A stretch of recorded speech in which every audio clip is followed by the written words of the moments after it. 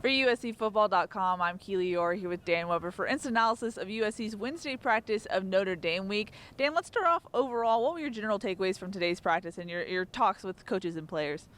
Well, I just think one of the things I took away is we were all talking yesterday about not hearing crowd noises, not hearing all the other stuff as we got, because we get there at the, when they're going 11 on 11 and you can kind of hear it, outside. So today, you did get to hear the Irish, music, was looking for the leprechaun. You got to hear the fight song and the crowd noises and all that. I'm always a little ambivalent about playing the other team's fight song, and what you want to do, I think, is go in there and not allow them to play it very much and all of that. But anyway, I think it gets you a little more into that, okay, it is Notre Dame week. You get just that feeling. And I thought it looked like going and coming, the players got more, they were more upbeat. I thought they were still recovering kind of from bye week yesterday. But I thought today it looked like a little more focus, a little more bounce, a little more, okay, we know what we got, ahead of us Saturday. So I like that. I think, the defense has got some good things to talk about. And I think they like, talking about we're getting there, we're getting better, we're able to do some things that maybe we haven't. So it's kind of a feel good. I don't know if it's feel good, but it's a story that they like to tell. That we're working hard, we're trying to help out, we know what we need to do, and then the one place we don't always feel like we get a great answer is the whole tackling issue. Yeah. But other than that, the defense is pretty good to talk to. Yeah, when it comes to the tackling issue, I know you were asking some coaches about that, and you've mentioned this before, but this team is one that gets most of its experience about tackling through games. And if you don't have a game a week prior, do you think it will be kind of a slow start for this defense to go full speed against Notre Dame? I mean, I think that's the big danger. If you try to say, we'll talk about it, we'll show you on film, we'll discuss how we want you to do it, but we're going to do some sort of drills that are kind of form related and trying to just show you how to walk through it and all of that. But if you haven't played since 2 weeks, I mean basically it'll be 2 weeks between tackles, actual tackles, tackling people to the ground, full speed. Yeah. I mean, and that's when you're playing a team like Notre Dame at Notre Dame, and everybody you talk to, coaches and players for USC, mentions this one fact about Notre Dame: they're physical. Yep. And they mention they're fast, their assignment sound, all of those things. But nobody that we talked to didn't mention Notre Dame's physicality, and they'll probably be ready to go, from the first whistle in terms of the physicality. I mean, if you watch Notre Dame at Georgia, they were slugging it out, with Georgia. So that would be the kind of thing that you say, the bye week maybe got some guys healthy, which it clearly did, but does that kind of slow you down in terms of getting better the next week after they did some good things at Washington, probably good enough to, if they don't shoot themselves in the foot, be right in that game. And so now you're 2 weeks removed from that game.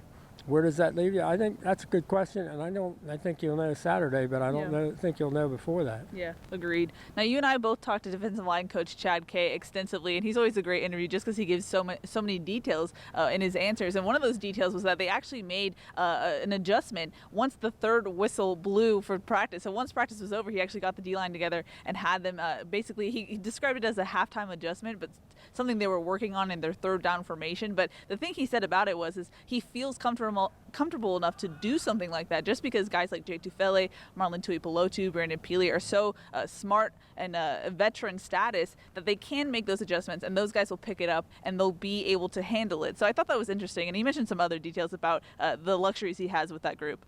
Yeah, I mean, I think it's just the fact that you think you can ask them to do more, and you can ask them to adjust on the fly to some extent.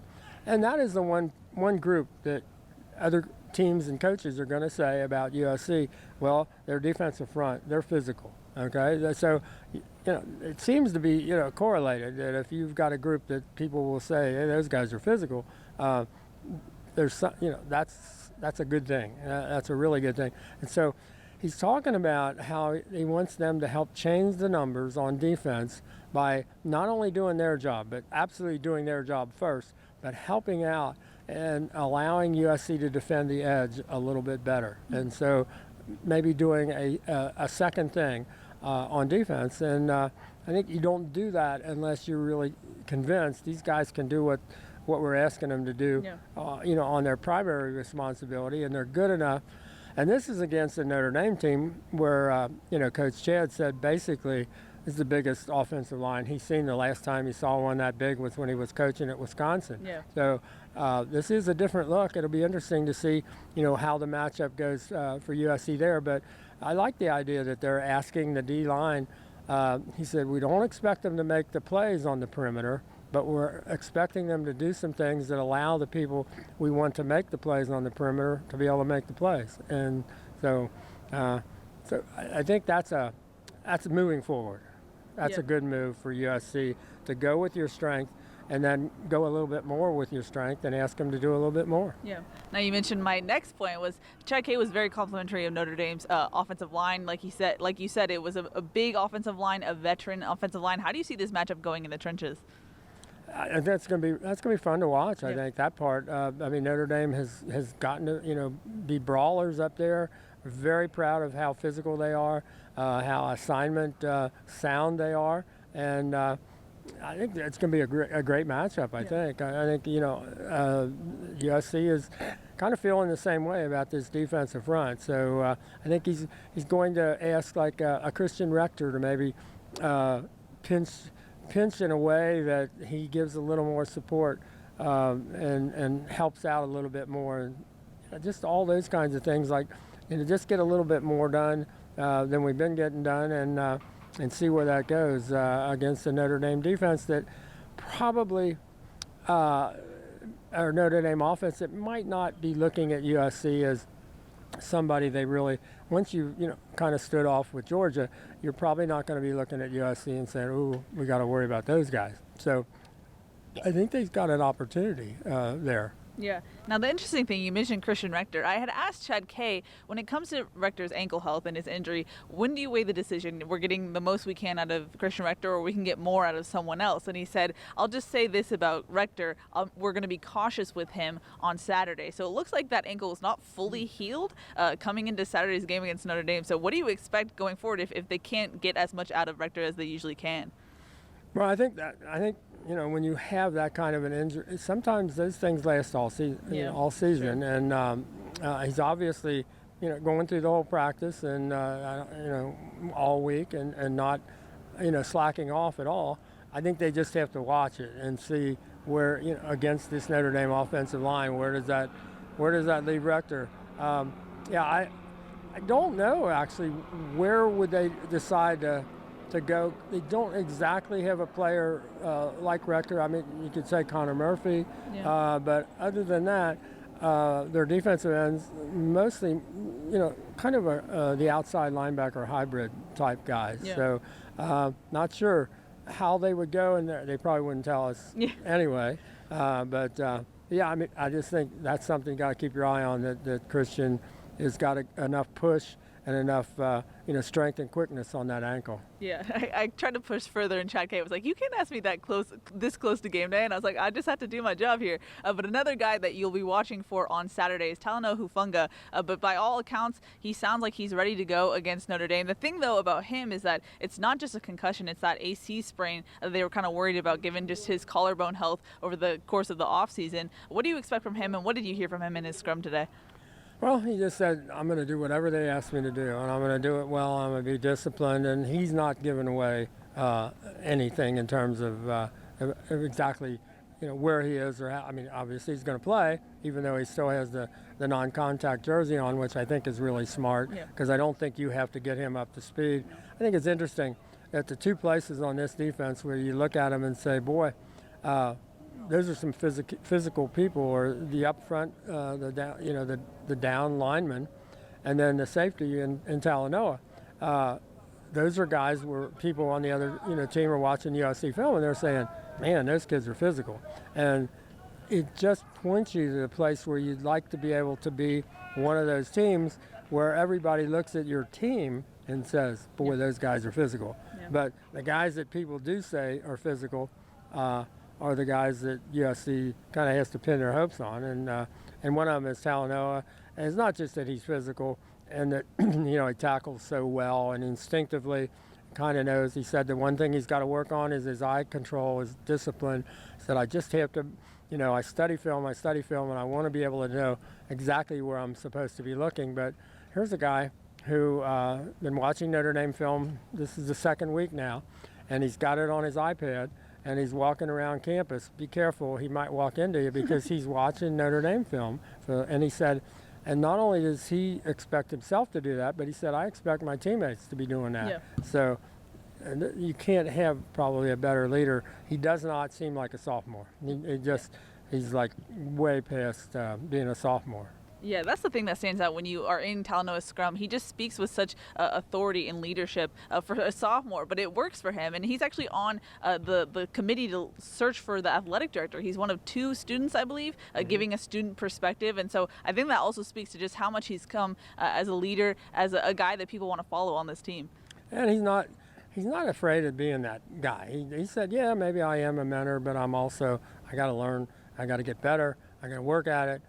So it's not like he's all caught up in himself, but he knows somebody got to be a leader, and if you can be a leader, that's great. But you really do think, wow, this kid's just a sophomore. He doesn't come across like that, and he's the kind of kid that you go into Notre Dame, and your big time playmakers have to make a lot of plays and make some big plays.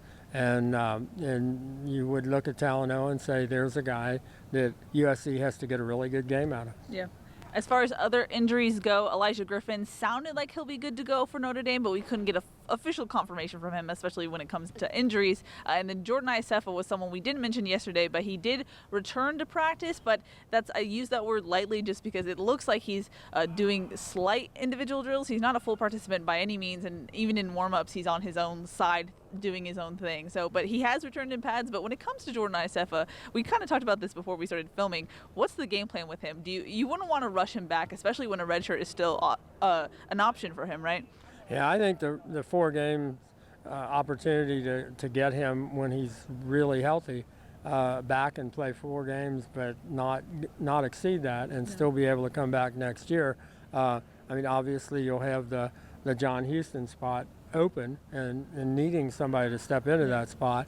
So I would, if you had to guess right now, you would think that's the direction it's going to go for him, that the 4 games red shirt and get his senior year back. I think that makes the most sense. But because they were targeting this week was the outside target for Jordan to be back, and then that almost certainly is not happening. Yeah. Now, Dan, it's that time of the video. Predictions. Well, how are you thinking that this game will go on Saturday? That's a good question. I keep thinking USC has enough talent in most games to score 4 touchdowns. I just think that they should have scored 4 against Washington on the road. Is that enough? Notre Dame, it hasn't been just like other than last week against Bowling Green, just totally shutting people down. I'm looking at 4 touchdowns each, and somebody kicks a field goal. I'm always going to give USC. I'm not going to let them off the hook and say, "Oh, they can't do this or they can't do that." I think they should be in every game. Yeah. And how Keaton comes back. Basically, he got 2 plays in the Utah game. So the last game he's really played is Brigham Young. So you're going back almost 4 weeks for him to have any significant action, and that's a pretty long time. Yeah. And I think Notre Dame will really going to try to get in his face. And you'd like to see USC throw the ball deep. You'd like to see him just give guys a chance to make plays down the field. I don't think a lot of people have done that to Notre Dame. I don't think a lot of people have had the athletic personnel to do that. And I would like to see USC do that, give it a shot. I don't want them to just go in there and say, well, we're sort of air raid, but not exactly anymore, because, I think one of the interesting numbers is last year's offense is kind of unfocused and, the gumbo. They ran about 66 and a half plays a game. This year, they're running only 64.8. So they're actually running fewer plays this year than they did last year. Since JT Daniels went down, I think he threw, 34 passes in the first half of the Fresno State game. Since then, they've only had one game where USC's thrown more than 34 passes in the whole game, and only one time. I just think they're averaging 32 passes a game. Just don't think that's enough. If you're going to call yourself the air raid, you have to figure out a way to get the ball in the air. I mean, the early talk was we're going to, need 8 to 10 receivers. Now it's almost not enough for, 3 or 4. So I just think you go down with your guns blazing. You go in there, throw the ball, and be aggressive as heck, and take your shots and see how it works instead of. I don't think you want to go in there and tiptoe around and hope something good happens. You have to make something good happen and give it your best shot. So I'm always going to be the person who says, I think that's where this should go. I'm not sure that's where it will go, but I'd like to go with where it should go. Yep. Alrighty, that's going to wrap it up from USC's Wednesday practice of Notre Dame week. For Dan Weber, I'm Keely Eure. For more, check out uscfootball.com.